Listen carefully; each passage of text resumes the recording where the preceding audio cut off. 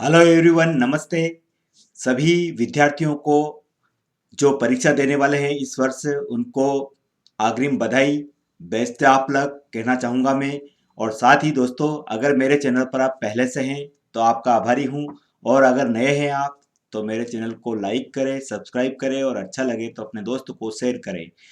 आज मैं आपको बोर्ड एग्ज़ाम 2021 की जो परीक्षा होने वाली है उसमें बोर्ड की कापी में लिखने के तरीके कि पूरा वीडियो बताने वाला हूँ। इसको आप ध्यान से सुनेंगे तो निश्चित रूप से आपकी जो मेहनत है वो 100% सफल होगी और आप बोर्ड एग्जाम में टॉपर बनेंगे। सभी छात्र पूरे साल भर खूब मन लगाकर पढ़ते हैं ताकि उन्हें अपनी परीक्षा में अधिक से अधिक नंबर मिले और अच्छे नंबरों से पास होकर टॉप करें। लेकिन ध्यान देने वाली बात यह है कि हम खूब अच्छे से पढ़ाई भी करते हैं और सारे विषय भी अच्छे से याद करते हैं, और जब हमारा रिजल्ट आता है तो लगता है कि हमारे मन के मुताबिक जितना हम सभी साल भर पढ़ते थे उनके हिसाब से नंबर नहीं मिले, जबकि किसी भी छात्र को हमसे कहीं ज़्यादा नंबर मिलते हैं। ऐसे में यह सोचना ज़रूरी है कि आखिर हम सबसे ऐसी कौन सी गलती हो गई जो इतना पढ़ने के बावजूद भी हमारे नंबर कम आए। तो मैं इसी संबंध में आपको बताने जा रहा हूँ। सभी विद्यार्थी परीक्षा से पहले चाहे जितनी भी पढ़ाई कर ले, लेकिन अगर एग्ज़ाम के दिन अच्छे प्रदर्शन करने में कामयाब नहीं होते हैं तो सारी मेहनत व्यर्थ हो जाती है। जब भी कोई विद्यार्थी एग्ज़ाम में हाल में बैठता है, हर बात वही चिंतित और नर्वस महसूस करता है। परीक्षा का दबाव इतना ज़्यादा होता है कि कुछ विद्यार्थी तो याद की हुई चीज़ें भी भूल जाते हैं, जबकि परीक्षा के समय चिंता और बेचैनी के भाव आना काफ़ी हद तक स्वाभाविक है। फिर भी विद्यार्थी परीक्षा हाल में पेपर हल करने के दौरान कुछ आसान टिप्स अपनाकर स्थिति को थोड़ा सहज बना सकते हैं। तो यहाँ इस वीडियो में मैं आपको आज महत्वपूर्ण टिप्स बताने जा रहा हूँ जिसकी मदद से आप बेस्ट तरीके से पेपर हल कर सकते हैं और आप अच्छे बेहतरीन से मार्क ला सकते हैं और टॉपर बन सकते हैं। आपकी मेहनत का 100% मिल सकता है। तो आइए देखते हैं कौन कौन से टिप्स मैं दे रहा हूँ। वीडियो को अंत तक देखें, वीडियो बड़ा जरूर है लेकिन आपके काम का है। सबसे पहले आप अपने क्वेश्चन पेपर को पूरा पढ़ें। जी हाँ, मैं तो यही कहूँगा कि कई स्टूडेंट की बहुत खराब आदत होती है, जैसे कि उनके हाथ में क्वेश्चन पेपर आता है कि वो उसे बिना पूरा देखे समझे उत्तर लिखना लग जाते हैं। ऐसा करना बहुत ही गलत है, क्योंकि कई बार हम जल्दबाजी के अंदर बहुत सारी गलतियां कर देते हैं जिसकी वजह से हमें बाद में पछताना पड़ता है। तो सबसे पहले आपको करना यह है कि पूरा पेपर के अंदर एक नज़र मारे और उन प्रश्नों के पेन से टिक करके जो कि आपको पूरे आते हैं और जिन प्रश्नों के उत्तर आपको कम या थोड़े आते हैं उन्हें छोड़ दें। तो ये ज़रूरी है कि पेपर को आप पूरा पढ़ें। अगला मैं बताने वालों कि लिखना, हैंड राइटिंग पर ध्यान जरूर देना चाहिए दोस्तों। सभी विद्यार्थी साल भर पढ़ते हैं लेकिन पढ़ते समय यह लिखावट, हैंड राइटिंग पर ध्यान देना चाहिए। राइटिंग अच्छी हो तो इसके लिए हम जितने भी पढ़ें उसे याद करते समय लिखते भी रहें, और ऐसा रोज करते रहें, क्योंकि ऐसा रोज करने से हमारी लिखावट में तेजी के साथ साथ सुधार भी आएगा। और अक्सर कई स्टूडेंट तो यह भी कहते हैं कि उनकी लिखावट अच्छी नहीं है, तो इन्हें इस बात को समझना चाहिए कि निरंतर अभ्यास से कठिन काम भी आसान हो जाता है। तो आपकी हैंड राइटिंग पर जरूर ध्यान दें आप। साथ ही दोस्तों, सभी प्रश्नों को उनके महत्व के अनुसार प्राथमिकता दें। प्रश्न पत्र मिलते ही आपका सबसे पहला काम होना चाहिए कि उन प्रश्नों को पहले करें जिनके लिए आप पूरी तरह से कॉन्फिडेंस से हैं या पूरा याद है आपको। उन प्रश्नों को आप बिल्कुल सही हल कर पाएंगे। बोर्ड परीक्षा देते समय यह जरूरी नहीं होता है कि आप सभी प्रश्न के दिए गए क्रम के अनुसार ही हल करें। इसलिए पहले उन्हें प्रश्नों के उत्तर लिखें जो आपको अच्छे से आते हो। इससे आपका आत्मविश्वास तो बढ़ेगा ही, साथ ही आपके पास पर्याप्त समय भी बच सकता है जिसमें आप सहजता और उन प्रश्नों के उत्तर भी याद कर लिख सकते हैं, जिसके लिए आपको दिमाग में जो दुविधा है वो दुविधा भी नहीं रहेगी। और साथ ही दोस्तों, किसी भी उत्तर उत्तर को ज़रूरत से ज़्यादा शब्दों में लिखने से बचे। बहुत सारे स्टूडेंट क्या होता है कि कोई प्रश्न उनको याद रहता है तो उत्तर बहुत बड़ा लिखते हैं, तो ऐसा नहीं है। परीक्षा देते समय इस बात का विशेष ध्यान रखें कि प्रत्येक उत्तर को लिखने के लिए उसकी मांग के अनुसार पर्याप्त शब्द का ही उपयोग करें। उत्तरों में ऐसे पैराग्राफ कहीं भी ना लिखे जिसमें उस विषय की बात की गई हो, जिससे बारे में ना तो प्रश्न पूछा गया है और ना ही उसकी व्याख्या का मांगी गई है। उदाहरण के तौर पर अगर आपके साइंस का पेपर और हैं तो उसमें साइंस से संबंधित जो भी परिभाषा है और जो पूछा गया है उसी का उत्तर दे। दरअसल ज़्यादातर विद्यार्थी का मानना यह है कि ज़्यादा बड़ा लंबा उत्तर लिखने से अध्यापक उन्हें ज़्यादा अंक देंगे। ये बिल्कुल भी सही नहीं है, क्योंकि अध्यापक सिर्फ उचित व सही उत्तर का ही मूल्यांकन करता है, ना कि उत्तर पुस्तिका में लिखी कहानियों का। तो दोस्तों, आप ये जरूर ध्यान रखें। साथ ही विकल्प में दिए गए प्रश्नों में से कोई एक प्रश्न चुनने में दिए गए दिखाएं सूझबूझ, क्योंकि ये सूझबूझ आपको बहुत काम आ सकती हैं। प्रश्न पत्र में कई प्रश्न चॉइस दी गई होती हैं, जिसमें विद्यार्थी को किसी एक प्रश्न का चुनाव करना होता है। लेकिन मजेदार बात तो यह है कि ऐसे प्रश्न में से चुनाव करते समय विद्यार्थी अक्सर स्वाभाविक ही बिना सोचे समझे किसी भी ऐसे प्रश्न को चुन लेते हैं जिसको बाद में हल करते समय उन्हें पछताना पड़ता है, क्योंकि दूसरे प्रश्न को वे ज़्यादा अच्छे से हल कर सकते थे। ऐसा सिर्फ जल्दीबाजी और दबाव से चलते होता है। इसलिए विद्यार्थियों को सही प्रश्न का चुनाव करने के लिए सबसे पहले विकल्प में दिए गए सभी प्रश्नों को ध्यान से एक बार के बजाय 2 बार पढ़ें और उन्हें प्रश्नों के उत्तर को अपने दिमाग में एक तस्वीर उतारने की कोशिश करें। जिस प्रश्न के लिए आप एक स्पष्ट तस्वीर आपके दिमाग में पाते हैं, उसी का आप चुनाव करें। हाँ दोस्तों, आगे हैं, पेपर में दिए गए सभी प्रश्नों को अटेम्प्ट जरूर करें। मेरा तो ये मानना है कि सारे प्रश्न को अटेम्प्ट जरूर करें, क्योंकि हम सब जानते हैं कि बोर्ड परीक्षा में गलत उत्तर के लिए कोई नेगेटिव मार्क नहीं होता है। आप उन सभी प्रश्नों के उत्तर भी जरूर लिखें जिनके बारे में आप थोड़ा बहुत आइडिया है, क्योंकि इसके लिए आप कुछ भी नहीं खोएंगे। ऐसे प्रश्न को सबसे पहले ध्यान से पढ़ें और ज़रूरत हो तो एक बार फिर पढ़ें। फिर प्रश्न की शैली और उसकी मांग को समझने की कोशिश करें। अगर आपके उस उत्तर का याद आ जाए तो ठीक है, लेकिन अगर आपको उत्तर भी नहीं आता है तो उस स्थिति में अपने दिमाग का इस्तेमाल करते हुए स्मार्ट गैस की मदद से परीक्षा को हमेशा किसी न किसी कीवर्ड की तलाश रहती है। उसके आधार पर वह विद्यार्थी को मार्क्स दे सकता है। उससे रिलेटेड, उससे संबंधित कुछ भी आप लिखेंगे तो निश्चित रूप से आपसे कुछ मार्क्स तो आपको मिलेंगे ही सही। विद्यार्थी अपनी उत्तर पुस्तिका को श्रृंगार में समय ना बर्बाद करे। बहुत सारे स्टूडेंट क्या होता है कि अपनी उत्तर पुस्तिका को श्रृंगार करने में समय बर्बाद कर देते हैं। अक्सर देखा जाता है कि ज़्यादातर विद्यार्थी को पेपर हल करते समय अपनी उत्तर पुस्तिका को रंग बिरंगे तरीके से सजाने की आदत होती है, जिससे वे नीले, काले और हरे सभी रंगों का इस्तेमाल करते हुए प्रश्न को अलग रंग में, पॉइंट को अलग रंग में लिखते हैं। ऐसे करने से विद्यार्थी इस बात का ध्यान रखें, इस प्रकार श्रृंगार करने से आपको कोई ज़्यादा अंक तो मिलने वाले हैं नहीं, बल्कि आपका परीक्षा में का समय जरूर बर्बाद होगा, जिस समय के दौरान आप उससे बच सकते हैं और अपने उत्तर को आप श्रृंगार नहीं करें। इसलिए गैर जरूरी सजावट को छोड़ते हुए अपने उत्तर पुस्तिका में साफ सुथरे तरीके से अटेम्प्ट करें। सिर्फ 2 ही पेन का इस्तेमाल करें, हेडलाइन के लिए काला पेन और बाकी उत्तर के लिए नीला पेन। इसके अलावा कोई डायग्राम बनाने के लिए पेंसिल का उपयोग करें। इससे आपकी उत्तर पुस्तिका साफ और व्यवस्थित दिखेगी। साथ ही आप दूसरे प्रश्न हल करने के लिए भी पर्याप्त समय आपके पास बचेगा। जी हाँ, अब देखते हैं कि हर शब्द और हर उत्तर में उचित स्पेस जरूर छोड़ें। जी हाँ, उत्तर लिखते समय इस बात का ध्यान रखें कि आप हर 2 शब्द के बीच उचित स्पेस जरूर छोड़ें।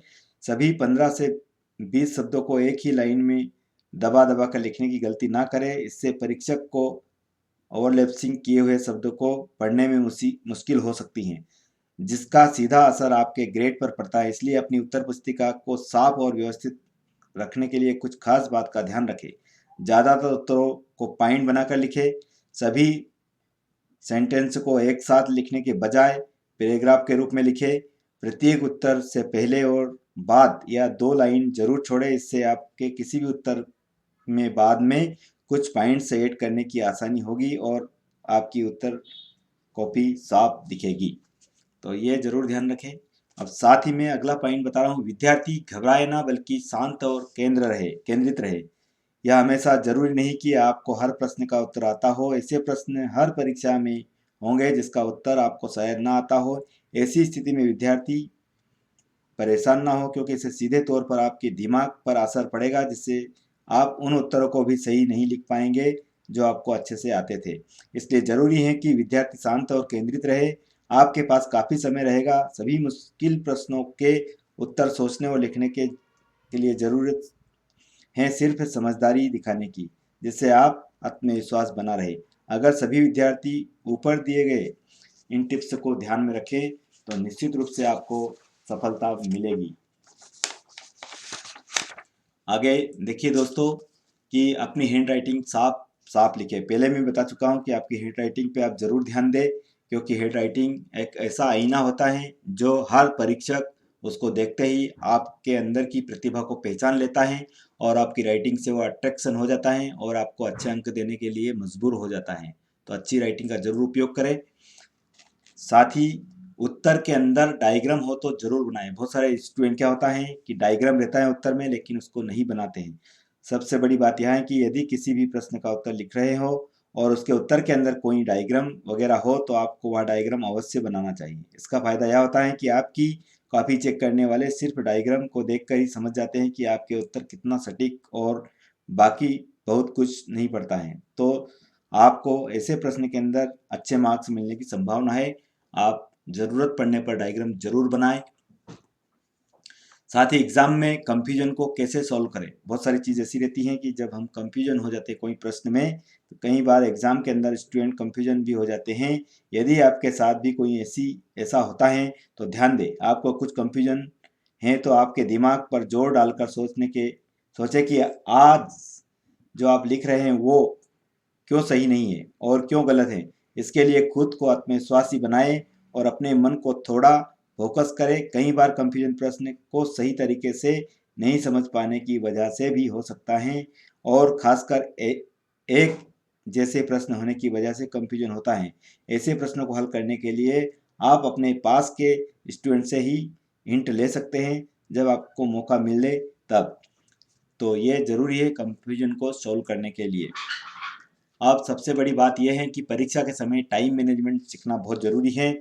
जब हम परीक्षा देने जाते हैं, एक पेपर के लिए निश्चित समय निर्धारित होता है। 2 से 3 घंटे का समय होता है, जो कि हमारे साल भर की पढ़ाई का परिणाम के लिए यही समय निश्चित करता है। और जिससे भी इस समय का सही से उपयोग कर लिया, निश्चित वह अपने सारे प्रश्नों को सही हल कर सकता है। अक्सर देखा जाता है कि बहुत सारे ऐसे स्टूडेंट होते हैं जिन्हें प्रश्नों के उत्तर आते हैं और उन प्रश्न के जवाब काफ़ी लंबा दे देते हैं, जबकि प्रश्न किस आधारित पर हैं यह देखना भूल जाते हैं। यदि कोई प्रश्न लघु उत्तरी है, शॉर्ट क्वेश्चन है, लेकिन आंसर बड़ा दे देते हैं, हमारे मार्क्स ज़्यादा नहीं आएंगे। जितने अंक का प्रश्न है उतने ही निर्धारित अंक आएंगे, तो उतना ही हमें मार्क्स मिलेगा, यानी अधिक लिखने से सिर्फ हमारा समय बर्बाद होता है। सो ऐसे बातों से बचने के लिए हमें जब घर पर एग्ज़ाम के पेपर की तैयारी करते हैं तो अपना एग्ज़ाम खुद से लेना चाहिए, और किसी मॉडल पेपर या पुराने पेपर में जितने घंटे का समय दिया है उतने घंटे में ही उसको सोल्व होना चाहिए। तो निश्चित रूप से आपको टाइम मैनेजमेंट सीखना चाहिए। अब हम देखते हैं कि प्रश्नों का उत्तर किस क्रम में लिखें। तो ये ज़रूरी नहीं है कि आप जो प्रश्न पत्र दिया उसी क्रम में लिखें। जब हमें एग्ज़ाम क्वेश्चन पेपर मिलता है तो बहुत सारे क्वेश्चन आंसर आते हैं तो कुछ नहीं आते हैं। ऐसे में सभी स्टूडेंट मन में ऐसा सवाल आता है कि पहले किस प्रश्न का उत्तर लिखना शुरू करूँ। तो ऐसे में हम जिन प्रश्नों का उत्तर सही से आ रहा हो उसे लिखना शुरू करें, और इस बात का ज़रूर ध्यान रखें कि हमें क्वेश्चन पेपर आंसर नंबर एकदम सही डालें, जिससे परीक्षा को हमारे किस क्वेश्चन का आंसर हमने लिखा है पता चल जाए। इससे हमारे मार्क्स में कोई गलती नहीं होगी, और ऐसे प्रश्न लिखने के बाद क्वेश्चन पेपर उस क्वेश्चन को टिक मार्क्स या सही का मार्क्स कर ले, जिससे यह पता चलेगा कि आपने इस प्रश्न का उत्तर दे दिया। तो सबसे पहले जो अच्छा प्रश्न आता है उसी का आप उत्तर दें, तो निश्चित रूप से आप टॉपर बन सकते हैं। अब पेपर पूरा हल करने के बाद फिर से चेक करें। जी हाँ, जब हम परीक्षा की तैयारी अच्छे से किए रहते हैं तो हमारे सभी प्रश्न के उत्तर जल्दी लिख लेते हैं। ऐसे में जब हमारे सभी प्रश्न हल हो जाए तो फिर से हमें सभी प्रश्नों के उत्तर को चेक कर लेना चाहिए, और भी देखा जाना चाहिए कि कहीं कोई प्रश्न उत्तर छूटा तो नहीं है। ऐसा करने से यदि गलती से कोई प्रश्न छूट भी जाता है तो उसका आंसर भी हम फटाफट लिख सकते हैं। तो हमें परीक्षा पूरी देने के बाद एक बार पूरी कॉपी जरूर चेक करना चाहिए। और परीक्षा देते समय इन बातों का भी जरूर ध्यान रखें। ये मैंने आपकी स्क्रीन पर दिखाई दे रहे हैं। आंसर शीट पर अपना नाम, रोल नंबर एकदम सही लिखे जैसे कि एडमिट कार्ड में दिया गया है। प्रश्नों के क्रम भी एकदम सही लिख डाले जो पेपर में दिया गया है। हमारी लिखावट साफ सुथरी और सुंदर हो, इस बात का ध्यान भी जरूर रखें। और जो कुछ आंसर में लिखा है उसे कोई भी आसानी से पढ़ ले। प्रश्न किस पैटर्न पर आधारित है हो, उत्तर भी उसी शब्दों में दे। यदि लिखते समय पेज के लास्ट में कुछ जगह बच भी जाती है तो नए प्रश्न का उत्तर नए पेज से शुरू करें। यदि जरूरी हो तो आंसर में हेडलाइन, चित्र, डायग्राम जरूर बनाएं। यदि लिखते समय कोई पैराग्राफ में गलती हो जाए तो उस एक सीध कट की लाइन खींच दे। ज़्यादा कटपीट ना करे, सिर्फ एक लाइन उस पर खींच दे, ज़्यादा कटपीट या और राइटिंग ना करे। हर एक उत्तर के बीच में हमेशा ज़्यादा गैप रखने की कोशिश करें और हमेशा बाईं और लेफ्ट साइड एक मार्जिन छोड़े। प्रश्न पत्र को हमेशा मार्जिन से बाहर ही लिखे। जरूरी लाइंस को अंडरलाइन भी करें। सभी उत्तर के बाद नीचे एक लाइन जरूर लिखें। आंसर शीट में दिए गए लाइंस को बिल्कुल नीचे दी गई लाइन खींचे, इससे उत्तर पुस्तिका साफ और अच्छी नजर आएगी। भौतिक विज्ञान की परीक्षा कॉपी में अपने उत्तर के साथ साथ जरूर पढ़ने पर डायग्राम, चित्र, टेबल्स जरूर बनाएं। गणित की उत्तर पुस्तिका में बिल्कुल साफ लिखे और एक भी स्टेप स्किप ना करें, यानी कि एक स्टेप ना छोड़े। बिल्कुल छोटे छोटे सभी स्टेप लिखे, अर्थात डिटेल में लिखे। इससे आपको अच्छे मार्क्स मिलेंगे और आप अच्छे नंबर प्राप्त कर सकेंगे।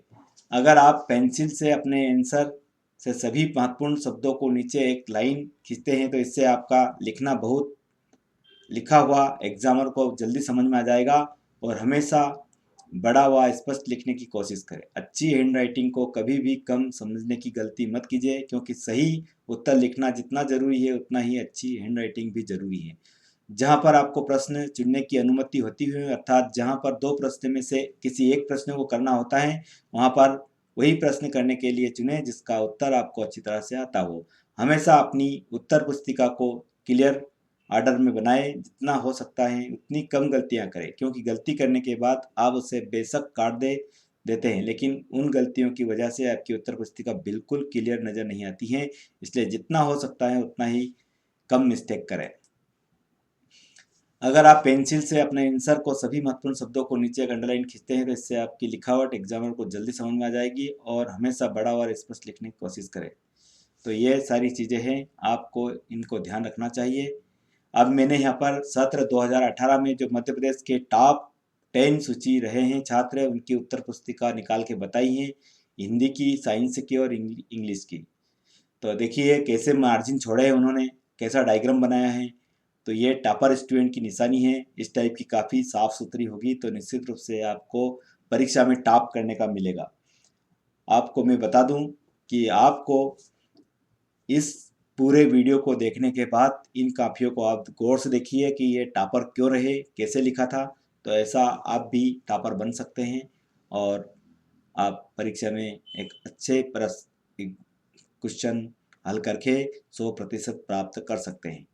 तो धन्यवाद दोस्तों, पूरा वीडियो वॉच करने के लिए आपको बहुत बहुत धन्यवाद। अगर आपको किसी प्रकार का कोई कंफ्यूजन हो या कोई प्रश्न हो तो मेरे कमेंट बॉक्स में आप ज़रूर बताएं, ताकि मैं उनको हल करने की कोशिश करूंगा। पूरा वीडियो आपने देखा है इसलिए आपका बहुत बहुत आभारी हूं। धन्यवाद। जय हिंद, जय भारत।